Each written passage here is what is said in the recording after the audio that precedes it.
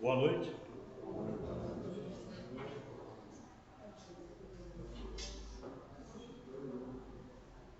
Do livro Caminho, Verdade e Vida, a mensagem número 2, segue-me tu. Disse-lhe Jesus: se eu quero que ele fique até que eu venha, que te importa a ti? Segue-me tu. João 21, 22. Nas comunidades de trabalho cristão, muitas vezes observamos companheiros altamente preocupados com a tarefa conferida a outros irmãos de luta. É justo examinar, entretanto, como se elevaria o mundo se cada homem cuidasse de sua parte nos deveres comuns com perfeição e sinceridade. Algum de nossos amigos foi convocado para obrigações diferentes? Confortemo-lo com a legítima compreensão. Às vezes, surge um deles modificado ao nosso olhar. Há cooperadores que o acusam. Muitos o consideram portador de perigosas tentações. Movimentam-se comentários e julgamentos à pressa. Quem penetrará, porém, o campo das causas? Estaríamos na elevada condição daquele que pode analisar o acontecimento por todos os ângulos? Talvez o que pareça queda ou defecção pode constituir novas resoluções de Jesus relativamente à redenção do amigo que parece agora distante. O bom pastor permanece vigilante. Prometeu que das ovelhas que o Pai lhe confiou, nenhuma se perderá. Convém, desse modo, atendermos com perfeição aos deveres que nos foram definidos. Cada qual necessita conhecer as obrigações que lhe são próprias. Nesse padrão de conhecimento e atitude, há sempre muito trabalho nobre a realizar. Se o irmão parece desviado aos teus olhos mortais, faze o possível por ouvir as palavras de Jesus, o pescador de Cafarnaum. Que te importa a ti? Segue-me tu. Esse livro, Caminho, Verdade e Vida, foi psicografado por Chico Xavier e ditado por Emmanuel. Mais uma vez, o nosso boa noite a todos. Os irmãos que deixaram seus lares e seus afazeres e vieram aqui aprender um pouco mais da doutrina espírita conosco. Sejam todos bem-vindos, especialmente aqueles que estão chegando à nossa casa pelas primeiras vezes ou pela primeira vez. E os que nos assistem pelas redes sociais também, sejam bem-vindos. Que todos nós sejamos assistidos e amparados pelos benfeitores amigos, pelos nossos protetores espirituais. Mais uma vez eu peço àqueles que nos assistem pelas redes sociais que divulguem a nossa doutrina, compartilhando o vídeo que nós colocamos na internet, passando para os seus amigos, para os seus companheiros de trabalho, seus parentes, por todos aqueles que são do seu ciclo de relacionamento. Divulgando a doutrina espírita é uma forma também de praticar a caridade. Essas palestras, esses estudos, sempre podem ir de encontro às necessidades de alguém. E a gente divulgando, estamos fazendo um bem a esta pessoa e também praticando a caridade para com a doutrina espírita. Hoje, nós temos a satisfação de receber a nossa companheira Lívia, que ela vai desenvolver o tema Chico Xavier e Jesus, um compromisso de amor. Desde já nós desejamos que ela seja inspirada, que ela seja assistida pelo seu anjo guardião, pelos nossos espíritos protetores, e que ela se faça entender por todos nós, e que o estudo que ela vai fazer venha de encontro às nossas necessidades. Desde já que você então seja feliz da sua formação. Eu convido a todos nós, nossos irmãos, para elevarmos o nosso pensamento a Deus e a Jesus, rogando a proteção e o amparo dos benfeitores amigos para o bom andamento da nossa reunião de hoje. Que a nossa companheira Lívia seja assistida e amparada na lição que ela se propôs a fazer, a desenvolver, e que a paz do nosso Mestre Jesus seja a tônica do nosso dia de hoje, das nossas atividades de hoje, e que não nos falte esse amorável amparo, como nunca tem faltado todos os dias da nossa vida. Pai nosso que estais nos céus, santificado seja o vosso nome. Venha a nós o vosso reino e sejam feitas as vossas vontades, assim na terra como no céu. O nosso de cada dia nos dai hoje. Perdoa as nossas dívidas, Pai, na mesma medida que perdoarmos os nossos devedores. Não nos deixeis cair em tentação e livra-nos de todo mal, hoje e sempre. Que assim seja. Livre com você.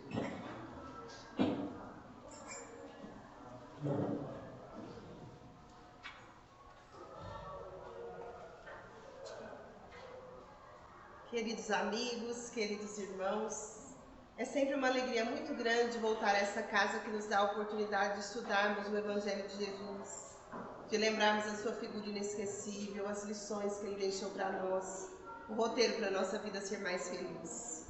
Nessa noite, como foi dito agora mesmo, nós vamos poder refletir sobre a figura de Chico Xavier, os seus vínculos de amor com Jesus, o compromisso de amor estabelecido com o Cristo. Mas até chegar a essa reflexão, nós vamos viajar um pouco no passado, para aqueles dias apostólicos, e nos deter um pouco numa lição daqueles dias, que vai servir para nós como ponto de partida para a nossa reflexão. Mas nós desejamos que enquanto a reflexão estiver ocorrendo, a bondade divina possa alcançar o nosso coração, nos dando paz, serenidade, alegria, harmonia espiritual, e que ao sair daqui nós possamos levar uma inspiração para uma vida melhor no nosso roteiro, para nós termos melhores condições de triunfar lá fora. Então nós nos lembramos que o benfeitor Emmanuel, através de Chico Xavier, escreveu um livro lindíssimo que se chama Paulo e Estevão, no qual ele vai narrar os episódios dos primeiros tempos do cristianismo, logo depois da crucificação do Cristo, os discípulos que haviam se reunido para manter a tarefa de levar a mensagem do Senhor. E nessa narrativa ele vai se deter de uma forma especial na transformação moral de um homem que não conhecia Jesus, mas que em determinado momento da vida vai encontrá-lo às estradas, à porta de Damasco, que foi o apóstolo Paulo. A princípio, ele se coloca como um opositor dos cristãos, alguém que perseguia, que criava dificuldades, que não concordava que Jesus era o emissário divino, ele não tinha conhecido Cristo pessoalmente. Mas como ele tinha um propósito na vida e uma tarefa reservada por Deus a ele, vai haver um momento que Jesus, depois de crucificado, vai encontrá-lo às portas de Damasco. E quando ele vê o Cristo, ele se torna um dos cristãos mais dedicados e vai transformar a sua vida de tal maneira que vai levar a mensagem de um lugar para outro nas regiões mais distantes, para que as pessoas pudessem conhecer o Cristo que ele tinha visto pessoalmente. E nesse livro lindíssimo há uma cena que naqueles dias do passado, quando o apóstolo Paulo já tinha se convertido no grande e amoroso amigo dos cristãos, depois que ele conhece Jesus, ele viajava pelas estradas mais distantes, levando a mensagem para territórios que não conheciam o Mestre. E as primeiras viagens que ele realiza em companhia de um outro discípulo de Jesus, que se chamava Barnabé. Mas uma das viagens tinha sido uma viagem diferente, porque os caminhos não eram tão tranquilos, a estrada não era tão plana, a caminhada não era tão fácil. Eles iam da região de Perge para a região de Antioquia de Pisídia. E nessa estrada, eles tiveram muitas vezes que varar precipícios, atravessar rios, para poder chegar ao seu destino. Por isso foi uma viagem penosa, difícil. A geografia do lugar era inóspita, um lugar que eles não conheciam, então uma região que exigiu muito deles na caminhada. E foi por isso que quando eles estavam a caminho, e num desses dias de viagem muito cansativo, o anoitecer chegou, e eles não tinham onde pernoitar, não tinham onde repousar, não tinham um lar amigo, nenhuma hospedaria, e eles precisaram recorrer ao abrigo da natureza.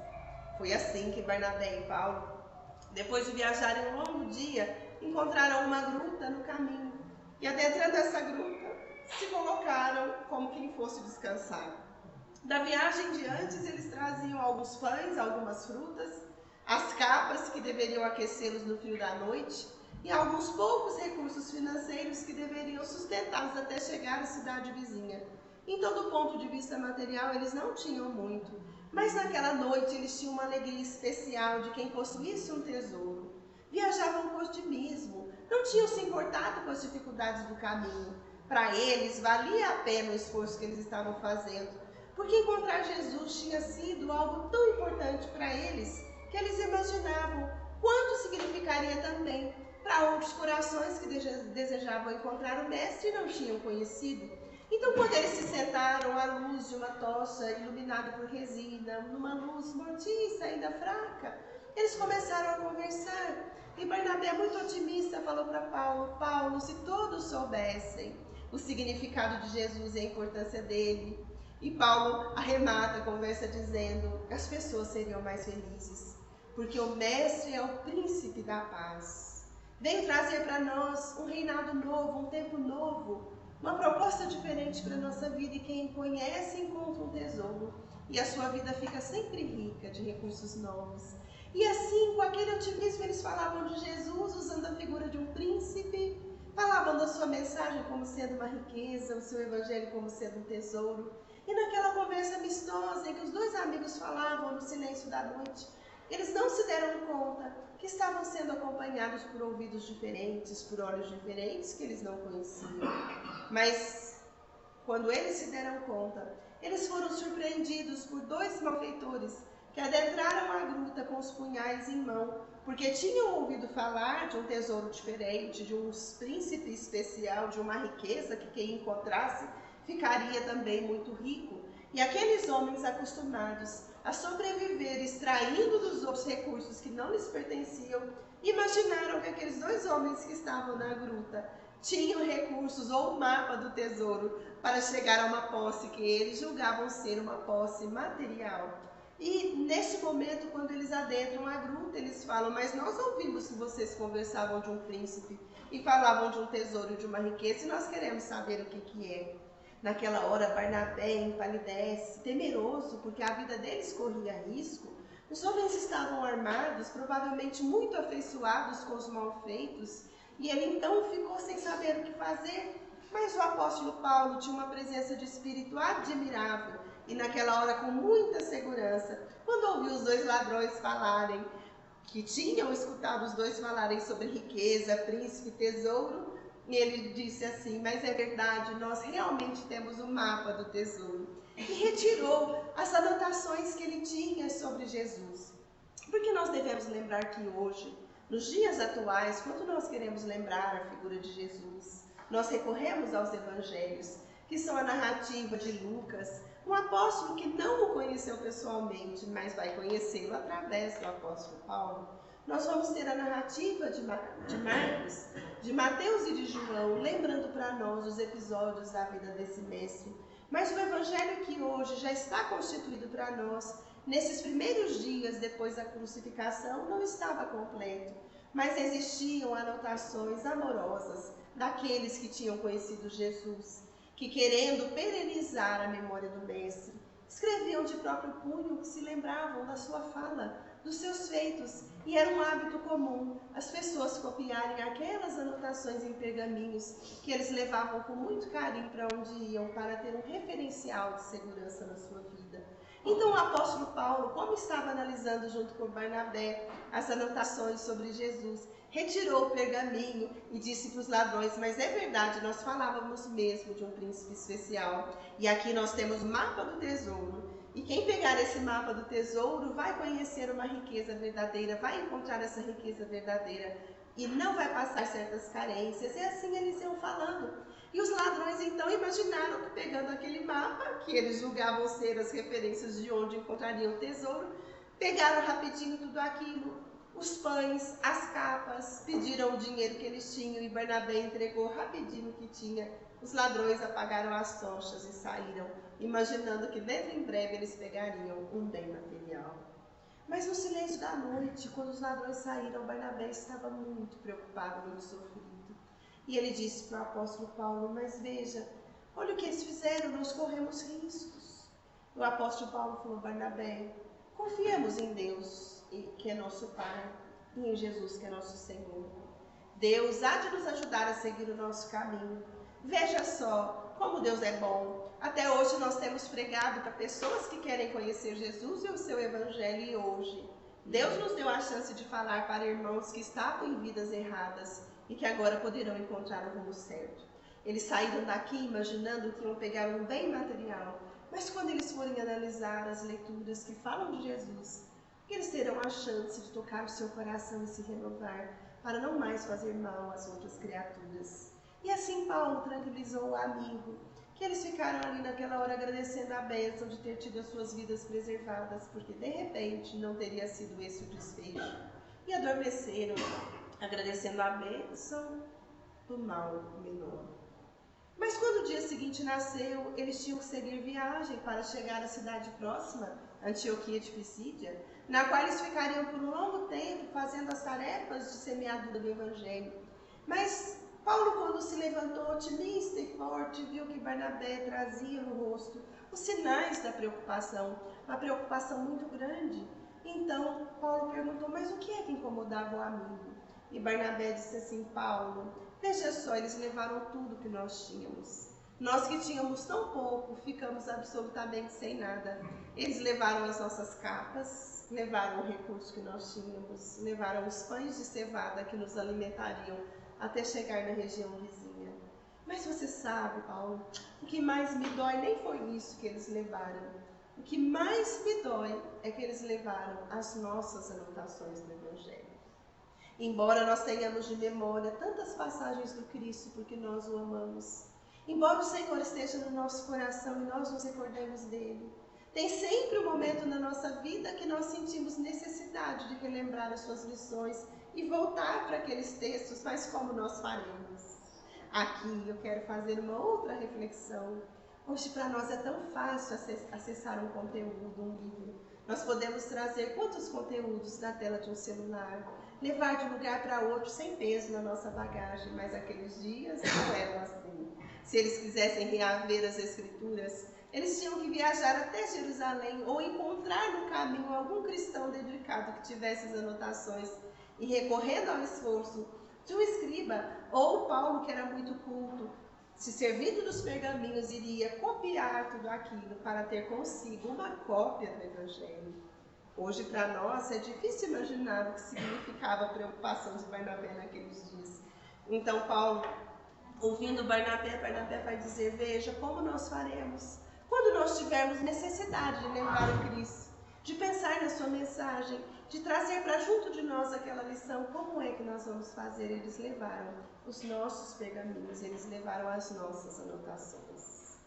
Mas nessa hora Barnabé estava tão penalizado e tão sofrido, mas é quando o apóstolo Paulo, remexendo nas dobras da túnica, retira bem de perto do coração uma cópia do Evangelho e vai dizer para Barnabé, quanto a isso, não se preocupe, porque nós temos o nosso tesouro. O nosso tesouro ficou assegurado. Essa é uma cópia que eu ganhei do meu mestre, Gamaliel, o Rabi Gamaliel, que ganhou de Simão Pedro, o apóstolo de Jesus. E antes de partir para a vida maior, Gamaliel me entregou este tesouro para que eu tivesse luz no meu caminho. E eu trago sempre perto do meu coração. É verdade, Barnabé, que na vida nós poderíamos nos ver privados de muitas coisas. Mas nada para nós faria mais falta do que o amor de Jesus Cristo, se nós não tivéssemos Jesus Cristo conosco. Quanto a isso, fique tranquilo. Deus é bom demais, vai nos ajudar a encontrar alimento e trabalho na cidade vizinha. Mas o Evangelho está conosco e nós não ficaremos sem luz no caminho.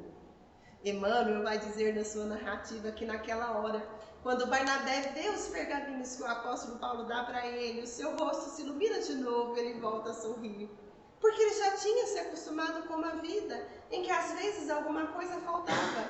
Mas Jesus para eles era uma riqueza da qual eles não podiam abrir mão, e para nós também é. O livro continua em narrativas muito belas daqueles dias do passado. Mas eu peguei essa parte para pensar no Evangelho como uma riqueza. Quantos de nós, nas experiências da nossa vida ou nas dificuldades do nosso caminho, também vamos descobrindo o sentido dessa riqueza? É às vezes naquele dia de dificuldade, em que tudo parece perdido, em que parece que nada dá certo, as portas se fecham, nós nos lembramos de Jesus, uma fala dele sobre a fé, reposiciona o nosso equilíbrio. O Evangelho é um tesouro. Às vezes é aquele instante em que nós somos tão sedentos de amor, queremos partilhar o nosso amor, a nossa generosidade com o nosso próximo, no nosso ambiente de trabalho, na nossa vida pessoal. E é aquela hora em que nós nos inspiramos na figura de Jesus para sermos mais amorosos e descobrimos que o seu Evangelho é um tesouro. Mas tem instantes que as relações pessoais são difíceis, são tensas, são conflitivas, o diálogo fica complicado, a palavra de outro nos fere, ou é a nossa que fere o outro. É aquele instante em que a ferida se abre, precisando de medicação no nosso sentimento. E nós nos lembramos do conceito do Cristo sobre o perdão e descobrimos que o seu Evangelho é um tesouro, porque nos ajuda a medicar as feridas da nossa alma. Então, como no passado, aqueles apóstolos tinham descoberto isso, nós no presente também descobrimos. Mas entre o passado e o nosso presente, quantos corações se sensibilizaram pela mensagem de Jesus e foram se tocando pela figura do Mestre e se tornaram dedicados trabalhadores do bem, semeando na vida dos outros a proposta de paz, estendendo as suas mãos para os corações que sofriam, trazendo alegria para os corações que choravam. E nós vamos então sair daqueles dias do apóstolo Paulo e de Barnabé e fazer uma viagem longa no tempo para chegar numa cidadezinha pequenininha de Minas Gerais. Nós vamos ver Pedro Leopoldo. Num dia de abril do ano de 1910, num lar bem pobre, com tão poucos recursos, nasceu um menininho. Ele não era o primeiro filho, a família era numerosa. E nós ficamos imaginando que no dia em que ele nasceu, a mãezinha amorosa deve tê-lo segurado com muito carinho e deu a ele o nome de Francisco. Mas na simplicidade de Minas Gerais, ele ficou apenas conhecido como Chico. A mãe, fervorosa confiante em Jesus, desde pequenininho ensinou o seu filho, como também os irmãozinhos, as irmãs, a amarem Jesus, como sendo um mestre dedicado e bom. Na fala amorosa dela, ela sempre lembrava que Jesus era um Senhor muito poderoso, a quem os filhos poderiam recorrer nas horas de dificuldade, de lutas ou de tormentas no caminho, porque ele sempre ajudaria. E como ela era católica e conhecia Jesus através da Igreja Católica, ela encaminhou os filhos para a fé católica. Mas a vida tinha planos diferentes para essa família, e a mãezinha, que talvez quisesse acompanhar os filhinhos por um longo tempo, foi convidada a voltar para a vida maior, deixando alguns filhos já adolescentes, entrando na vida adulta, mas deixando seu pequenino Francisco na idade de 5 anos aproximados. Mas quando ela vai partir para a vida maior, ela estava enferma.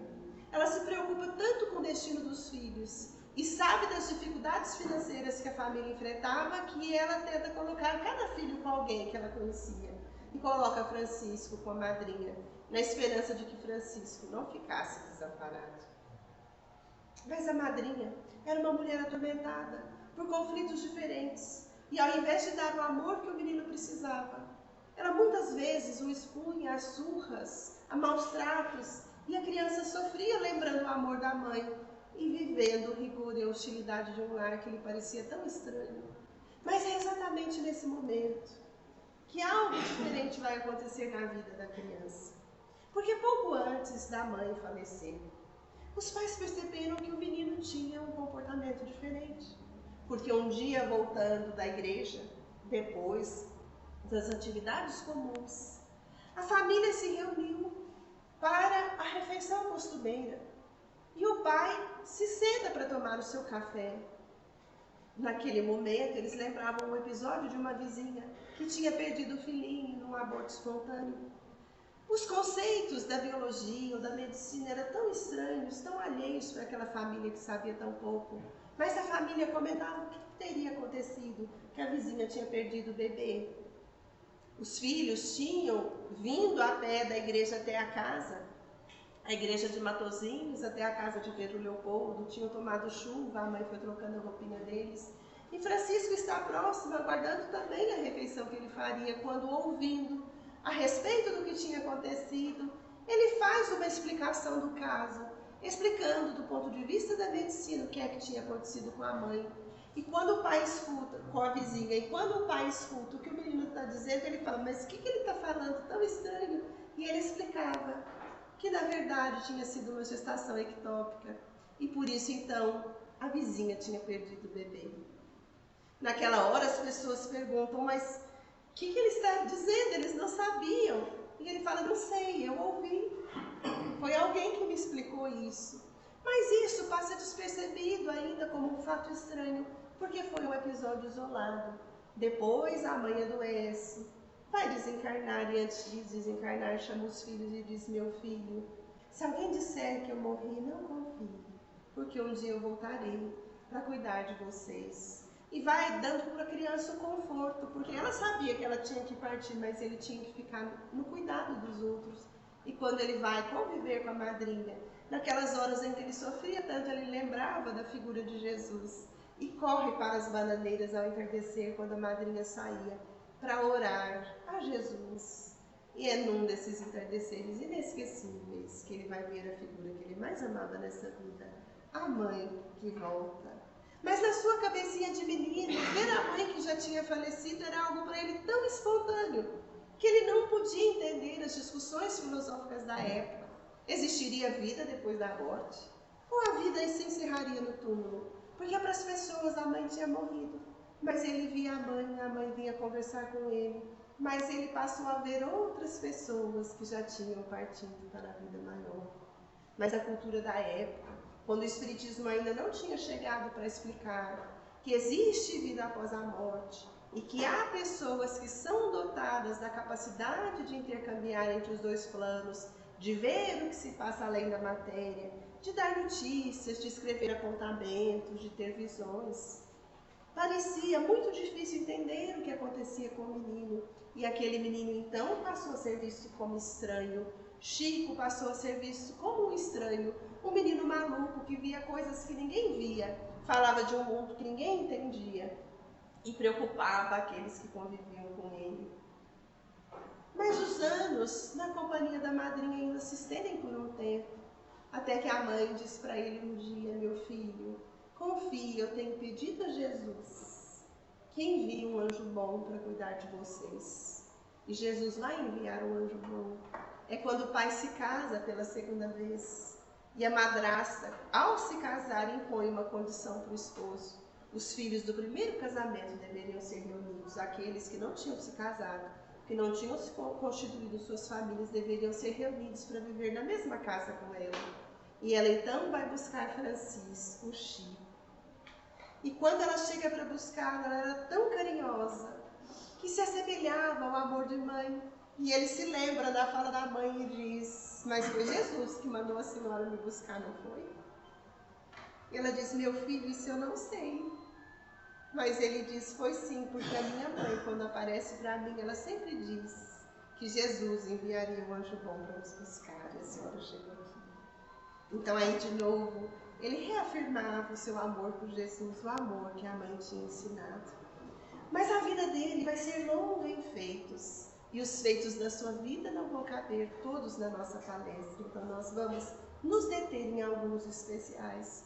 O menino continua vendo os seres de outra vida, vai à igreja, o padre Sebastião Scarzelli o ajuda como pode, arranja para ele um emprego para que ele crescesse com um pouco mais de saúde emocional, já que ninguém o entendia.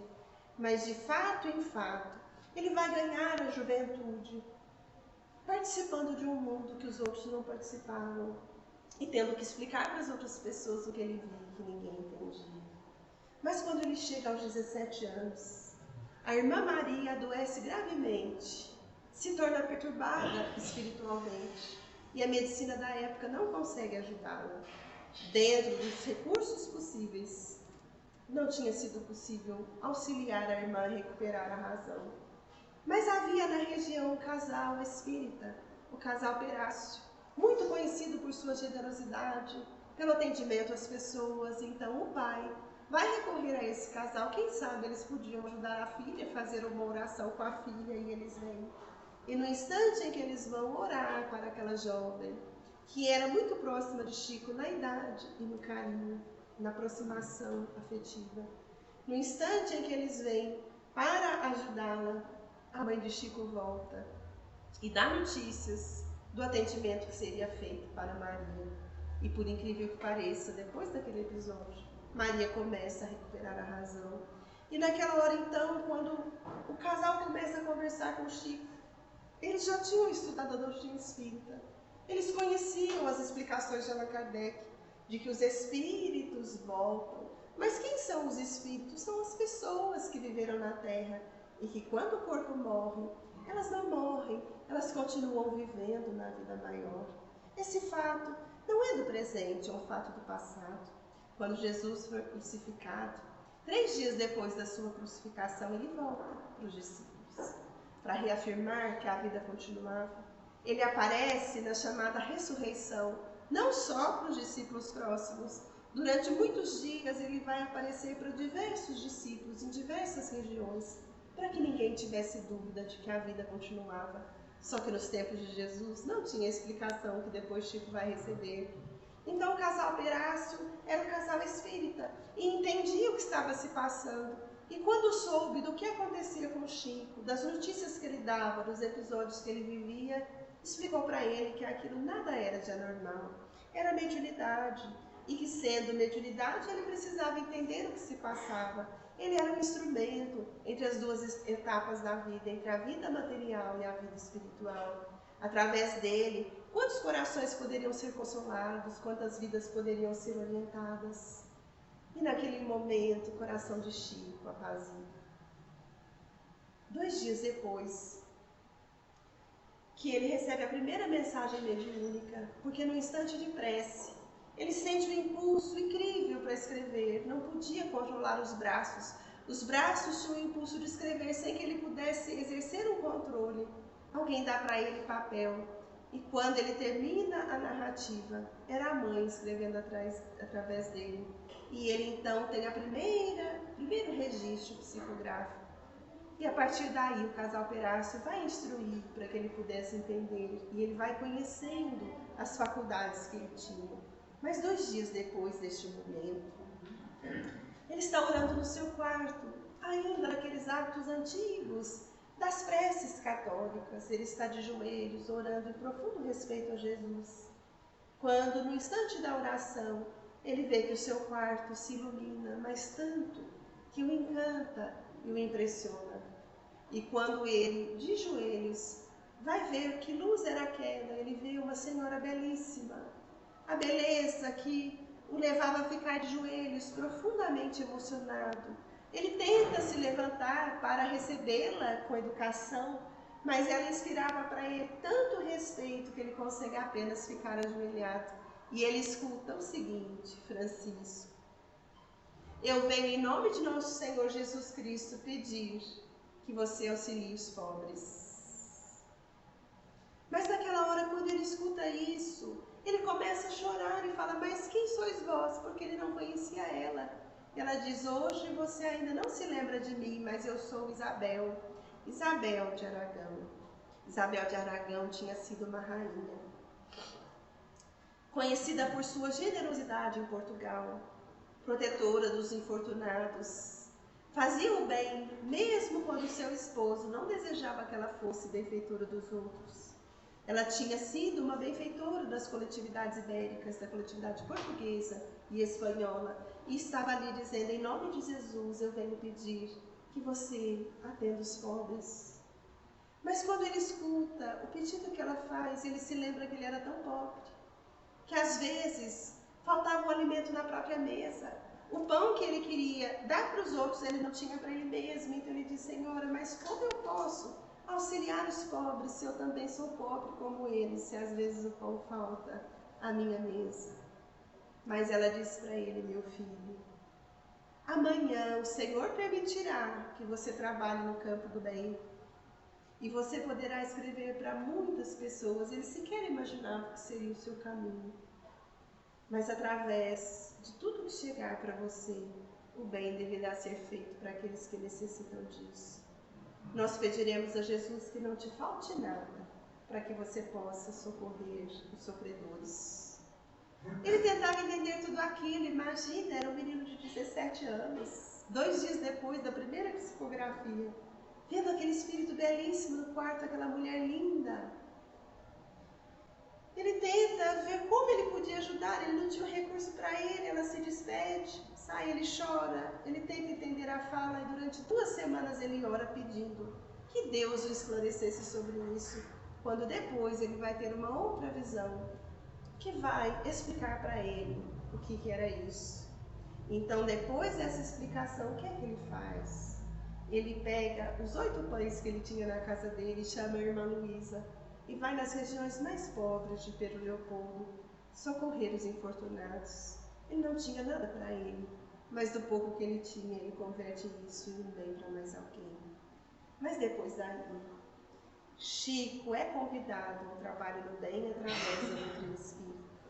Ele se despede do padre que ele amava tanto, porque a mediunidade tinha esclarecido o que se passava com ele.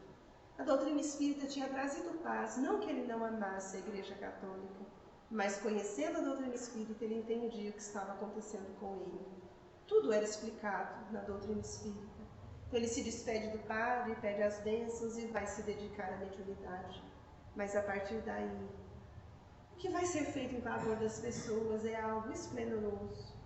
Porque na sua simplicidade, nos seus estudos primários, as pessoas vinham dos lugares mais distantes fazer perguntas para ele sobre os assuntos mais complexos, e os benfeitores da vida maior respondiam através das páginas que vão ser psicografadas.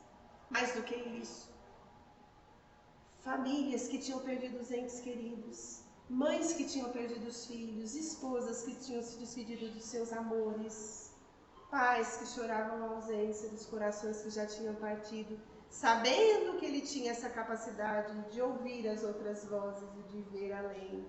Vão procurá-lo, e os afetos que estavam na vida maior vinham escrever em português, em inglês de trás para frente, em italiano, línguas que ele não conhecia, mas que aquelas pessoas identificavam, trazendo conceitos, nomes, vivências que eram tão particulares da família que não deixavam sombra de dúvida. Porque ele era um instrumento do bem e tinha que viver a serviço do bem. Os espíritos vão escrever através de suas mãos poesias, as mais diversas, romances, crônicas, livros, vão surgir da psicografia de Chico Xavier, mas ele vai ser fiel à recomendação de Isabel de Aragão e vai ser fiel à recomendação de sua mãe, porque um dia sua mãe, naqueles primeiros dias da mediunidade, disse para ele: meu filho, a sua mediunidade tem que ser preservada como um dom, porque o dia que você comercializá-la, ela vai ser como a harpa, que era muito bela, mas que teve as cordas enferrujadas. Permaneça sempre lembrando que este trabalho não te pertence, porque não era um escrito dele, eram os espíritos que escreviam através dele. Durante um tempo, a sua fama fica localizada a Pedro Leopoldo, mas quem pode esconder a luz? Quem pode ofuscar a luz? Quem pode esconder o bem? E Chico Xavier vai se tornar um cidadão do mundo. Depois vai para Uberaba, e a partir dali, quantas pessoas vão em caravanas procurar o seu coração generoso, procurar a sua vivência, o seu auxílio, e vão ser auxiliados. A sua mediunidade era algo tão extraordinário que vai ser alvo de estudo de pesquisadores que não eram espíritas, que tentariam entender como um homem poderia escrever daquela maneira, como alguém poderia ditar o que ele ditava, falar como ele falava, ter as faculdades e percepções mediúnicas tão belas. Mas ele era um instrumento do amor, e através dele nós aprendemos a amar Jesus. O seu coração era fascinado por Jesus. Há uma narrativa dele em que ele vai dizer assim, que desde menino ele tinha aprendido a amar Jesus, no conceito da mãe, que apresentava Jesus para eles. Então ele acostumou-se a reconhecer Jesus como o Senhor poderoso e bom, que nas suas dificuldades e lutas ele poderia procurar a fim de ajudá-lo. Ele amava tanto Cristo, que ainda menino, o seu contentamento era procurar, quando ele via dos jornais ou revistas da época, alguma iconografia, alguma pintura do Cristo, algum retrato, ele recortava e colecionava. E o pai, vendo que aquilo era um hábito tão comum, aquele amor pelo Cristo, a procura pela face do Cristo. Um dia perguntou para ele, meu filho, vendo o amor que ele tinha pelo Cristo, ele perguntou, meu filho, mas que nome será que nosso Senhor tem no céu? Mas ele tinha, desde que conheceu os bons espíritos, ele tinha recebido uma orientação dos bons espíritos, que ele procurasse Jesus no coração dos infelizes, procurasse Jesus nas horas do trabalho do bem, porque Jesus era a suprema esperança das criaturas. Era o amor que se direcionava para consolar, para orientar, para dirigir o caminho de cada um. Então ele não deveria procurar Jesus em outro lugar que não fosse o do consolo, o do trabalho do bem, o da harmonia do semelhante. Então ele respondeu para o pai dele, meu pai, eu penso que no mundo maior Jesus deve ter um nome de alegria, porque todos na terra estão esperando o seu amor, o seu carinho, confiando na sua ternura. E é esse Chico que vai passar a sua vida vivendo bem, abrindo mão dos recursos que chegavam pelos livros. Os livros vão ter vendagens aos milhares. Ele vai sempre destinar os recursos autorais para as obras de caridade espíritas, algumas, porque o seu trabalho não vai se restringir aos núcleos espíritas. Parte dessas vendas, desses livros, vão ser destinadas para as obras de caridades católicas ou de outros núcleos, para espíritas, para hospitais, para que as pessoas pudessem ter um bom atendimento, pudessem ter um tratamento. Então ele era apenas um instrumento do amor, ele era apenas um instrumento do bem. Passou a sua vida se devotando ao semelhante. E é por isso que as pessoas que o procuravam se sensibilizavam profundamente com a sua humildade, com a sua ternura, com o seu amor. E os livros que vieram através deles nos ensinaram tantas coisas sobre a vida, nos ensinaram tantas coisas sobre nós mesmos. Mais de 400 obras foram escritas através da sua psicografia. Quantas cartas consoladoras, de filhos para os pais, de pais para os filhos, de esposas para os esposos, de amigos para os amigos, reafirmando que a vida continuava, que o amor de Deus é uma realidade e que nós devemos seguir confiando que nós não estamos sozinhos. Quando ele partiu, o nosso coração ficou um pouco vazio. Certamente os nossos olhos procuravam aquela figura cujas mãos escreviam, às vezes lentamente, nas noites frias de Uberaba. Mas em pouco tempo eu tenho certeza que o nosso coração se aqueceu, porque como no passado, ele trouxe para nós Jesus de volta. Os conteúdos das suas páginas são tão edificantes que quando nós queremos sentir o vazio da sua ausência e nós voltamos para um livro como esse, o nosso coração se aquece de novo e nós nos sentimos gratos, como se nós tivéssemos voltado para Uberaba, para a vila do abacateiro, para baixo do abacateiro, para a Vila dos Pássaros Pretos, onde ele, ao entardecer, se reunia para falar àquelas pessoas a mensagem de consolo, de orientação. O seu trabalho nos lembra o trabalho de Barnabé e de Paulo. Ele não viajou como Barnabé e Paulo, mas ele trouxe Jesus como Barnabé e Paulo. Como Barnabé e Paulo, ele amou Jesus. E para ele, o Evangelho de Jesus também foi um tesouro. Por isso, meus amigos, quando nós lembramos Chico Xavier, nós poderíamos contar 1 milhão de histórias. Quantos livros foram escritos lembrando os seus feitos, os seus ditos, os seus exemplos?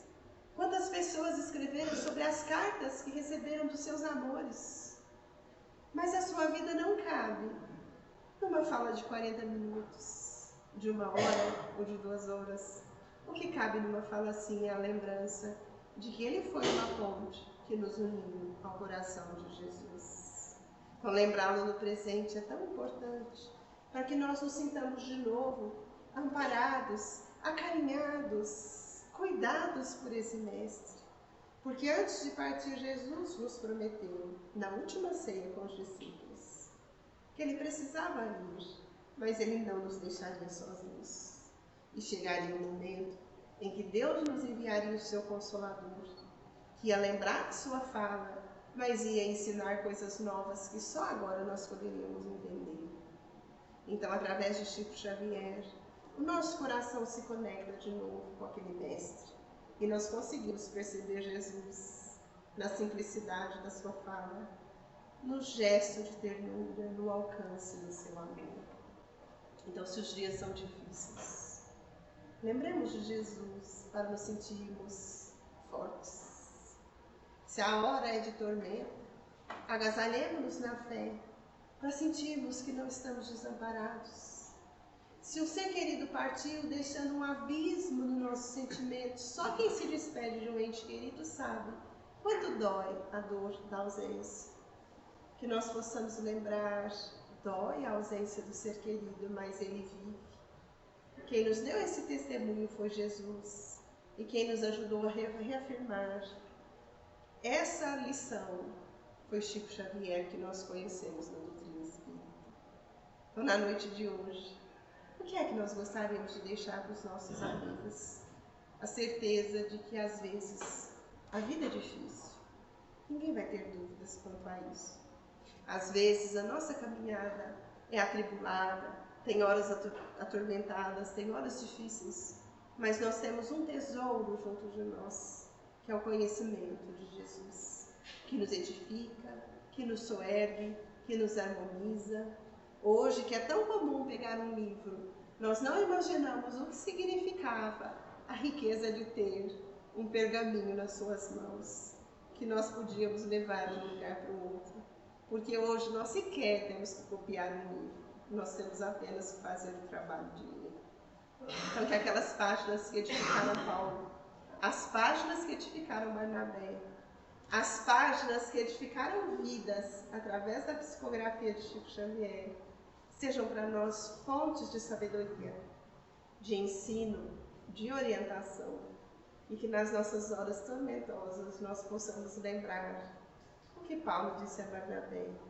Sim, Barnabé, nós poderíamos ficar às vezes sem muitas coisas, mas nada nos faria mais falta do que o amor de Jesus Cristo. Jesus Cristo é um tesouro para nós. Alguém aqui poderia perguntar, mas por que ele é um tesouro? Porque as suas lições me ensinam a ser uma filha melhor. As suas lições me ensinam a ser uma amiga melhor. As suas lições me ensinam a ser uma professora melhor no meu campo de ação. As suas lições me ensinam a amar as pessoas que estão ao meu lado. Então ele definitivamente é uma riqueza na sua vida e na minha vida. E Chico Xavier é uma figura que tem que ser sempre lembrado com carinho, porque ele nos ensinou os roteiros que nós tínhamos que percorrer para sentir Jesus mais perto de nós. Muito obrigada por sua atenção. Que Deus dê sempre mais, dê harmonia, saúde, alegria de viver, esperança. E que nós possamos sempre, de vez em quando, voltar os olhos para o passado e dizer obrigado, Jesus. Porque o Senhor enviou muitas pessoas para que nós não nos sentíssemos sozinhos. Chico Xavier foi uma delas. Obrigado, Chico. De onde você estiver. Que o seu amor que se espalhou por tantas regiões venha para essa casa e nos acompanhe de volta para os nossos lares, para que nós possamos voltar harmonizados, fortalecidos, sobretudo com o coração aquecido, na certeza de que com Jesus nós não estamos sozinhos. Muito obrigada e até outro dia, se Deus quiser.